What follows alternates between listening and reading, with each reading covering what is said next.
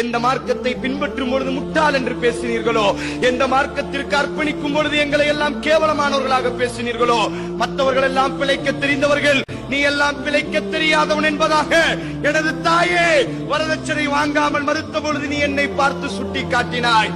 எனது மனைவியே, மக்கள் எல்லாம் வட்டி வாங்கிய பொழுது ஏன் நீங்கள் பிழைக்க மாட்டீர்களா? உங்களுக்கு பிழைக்க தெரியாதா? உங்களை போன்றுதானே உங்கள் நண்பன். பாருங்கள், மாளிகையை கட்டிவிட்டான், பாருங்கள் வீட்டை உயர்த்தி விட்டான், பாருங்கள் ஜுவல்லரசிலே நகையை வாங்கிவிட்டான் என்று நீங்கள் என்னை மட்டமாக நினைத்தீர்களே. மனிதர்கள் எல்லாம் எனது அன்பு நண்பனே, நான் நேர்மையாக வாழ்ந்த பொழுது, சத்தியத்திலே உறுதியாக இருந்த பொழுது என்னை நீ கேலி அடித்தாய், என்னை கேவலமாக பார்த்தாய். இதோ பார், அகிலத்தினுடைய இரட்சகன் எனக்கு சொர்க்கத்திற்குரியவன் என்று என் கலிபு இலா அஹ்லிஹி மஸ்ரூரா தனது குடும்பத்தாரிடத்தில், தனது தோழர்களிடத்தில் அந்த பட்டோலையை காமித்து சந்தோஷப்படுவார். அல்லாஹ் சொல்வான், அடியானே போதும் போதும், சந்தோஷத்தை அனுபவிக்க வேண்டிய இடம் பாக்கி இருக்கிறது.